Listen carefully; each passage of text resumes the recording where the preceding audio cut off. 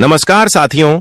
आज के समय में भारत की तुलना अमेरिका, रूस और चीन जैसे बड़े बड़े महाशक्तिशाली देशों से की जाती है, क्योंकि चाहे विकास हो या विज्ञान, भारत आज हर सेक्टर में बड़े से बड़े देशों को टक्कर दे रहा है। ऐसे में बांग्लादेश जैसा छोटा सा देश आज भारत को आंख दिखाने की कोशिश कर रहा है। वहीं दूसरी ओर भारत ने कुछ ऐसी तैयारियां शुरू कर दी हैं जिससे आने वाले भविष्य में बांग्लादेश का भारत से पंगा लेना उसे पूरे तरीके से बर्बाद कर सकता है। भारत से पंगा लेकर बांग्लादेश अपने ही पैरों पर कुल्हाड़ी मारने का काम कर रहा है, क्योंकि जिस देश से बांग्लादेश ने पंगा लिया है वह देश भारत है। भारत अपने आप में सक्षम है, जिसे बांग्लादेश की चिंताएं बढ़ने लगी हैं, और जैसे ही बांग्लादेश ने भारत के खिलाफ सख्त रवैया अपनाना शुरू किया, तभी से भारत और यूरोप के रिलेशन को एक नई मजबूती मिलना भी शुरू हो गई है। खासकर जब भारत ने हाल ही में यूरोप में एलपीजी प्रोजेक्ट्स सेटअप किए हैं। वहीं अब भारत यूरोप में डीजल और पेट्रोल की आपूर्ति बढ़ाने की योजना बना रहा है। इसका मतलब है कि जिन देशों की डीजल और पेट्रोल की जरूरतें पूरी तरह से भारत पर निर्भर हैं, उनमें आपूर्ति कम हो सकती है। इसी वजह से बांग्लादेश चिंतित है, क्योंकि वह मुख्य रूप से भारत से ही डीजल और पेट्रोल का आयात करता है।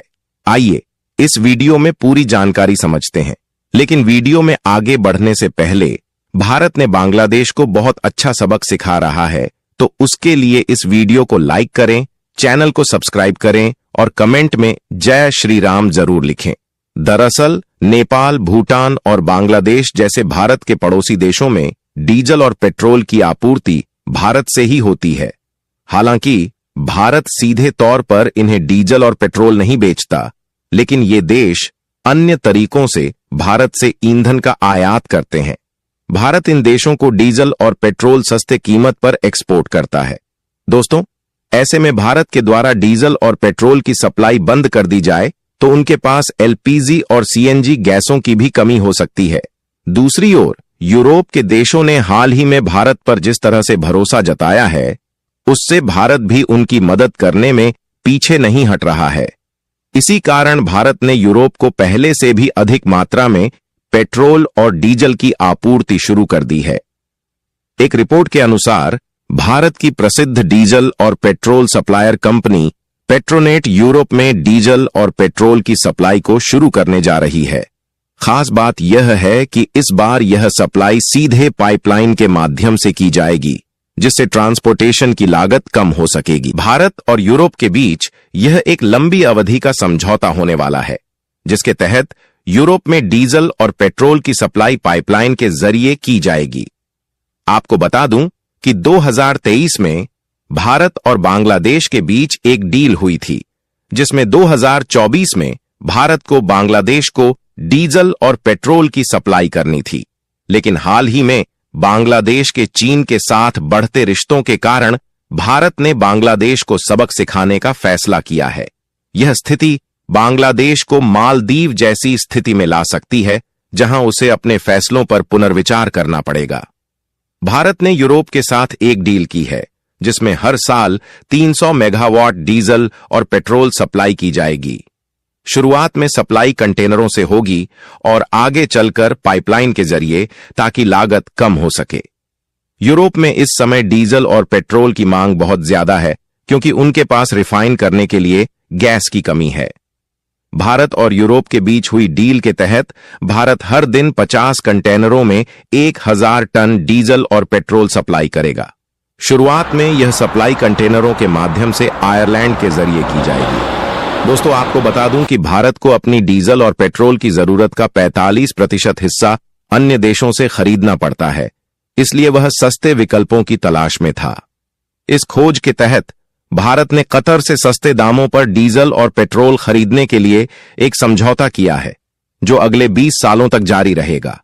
यह डील भारत के लिए फायदेमंद हो सकती है, क्योंकि इससे भारत और यूरोप के रिश्ते और मजबूत होंगे और भारत को आर्थिक लाभ भी होगा। भारत कतर, रूस, अमेरिका और सऊदी अरब जैसे देशों से डीजल और पेट्रोल आयात करता है, लेकिन इन देशों से ईंधन मंगाने में अधिक खर्च आता है। हाल ही में भारत ने कतर के साथ $70 बिलियन की डील फाइनल की है, जिसमें अगले 20 सालों तक हर साल 75 मिलियन टन डीजल और पेट्रोल खरीदा जाएगा। कतर से आयातित डीजल और पेट्रोल भारत की जरूरत से अधिक होगा और अतिरिक्त ईंधन को यूरोप में बेचा जाएगा। इसके अलावा भारत में इसे रिफाइन कर एलपीजी और सीएनजी जैसी गैसों को भी दूसरे देशों में निर्यात किया जाएगा। वर्तमान में भी भारत यूरोप और मिडिल ईस्ट के देशों को एलपीजी का निर्यात कर रहा है। अदानी टोटल गैस ने डीजल और पेट्रोल को मुख्य ईंधन बनाने की योजना शुरू की है। इसके तहत अदानी ग्रुप भारत में डीजल और पेट्रोल की रिफाइनरी सेटअप कर रहा है, जिससे देश में अधिक मात्रा में ईंधन रिफाइन किया जा सकेगा। इस रिफाइनरी के जरिए भारत न केवल अपनी जरूरतें पूरी करेगा, बल्कि एलपीजी और सीएनजी जैसी गैसों का निर्यात भी बढ़ाएगा।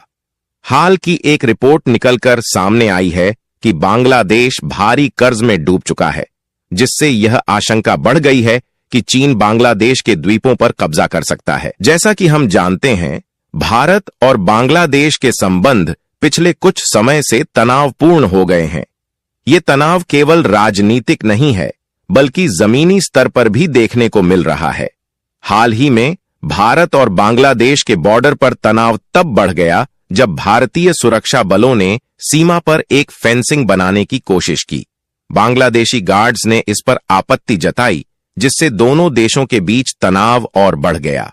भारत ने यह फेंसिंग गायों की अवैध तस्करी को रोकने के लिए लगाने की योजना बनाई थी। हालांकि इस मुद्दे ने बांग्लादेशी जनता के बीच भारत के खिलाफ गुस्से को और भड़का दिया है, खासकर जब से हाल ही में भारत ने बिना किसी सूचना के बाढ़ के पानी को बांग्लादेश की ओर छोड़ दिया था। इससे बांग्लादेश के कई हिस्सों में भारी नुकसान हुआ और वहां के नागरिकों ने भारत के खिलाफ आवाज उठाई। दूसरी ओर बांग्लादेश के कई लोग भारत पर आरोप लगा रहे हैं कि वह उनके देश में अस्थिरता फैलाने की कोशिश कर रहा है, खासकर प्रधानमंत्री शेख हसीना के हटने के बाद से। बांग्लादेश में हुए हालिया राजनीतिक उथल पुथल के बीच भारत पर कई तरह के आरोप लग रहे हैं, जिसमें कहा जा रहा है कि भारत बांग्लादेश के आंतरिक मामलों में हस्तक्षेप कर रहा है। आगे बढ़ते हुए हमें देखना होगा कि यह तनाव दोनों देशों के भविष्य के संबंधों पर क्या प्रभाव डालता है। क्या बांग्लादेश चीन की ओर झुकेगा या भारत के साथ अपने रिश्ते सुधारने की कोशिश करेगा? क्या आपको लगता है कि बांग्लादेश जल्द ही चीन के जाल में फंस जाएगा? अपनी राय कमेंट में जरूर बताएं।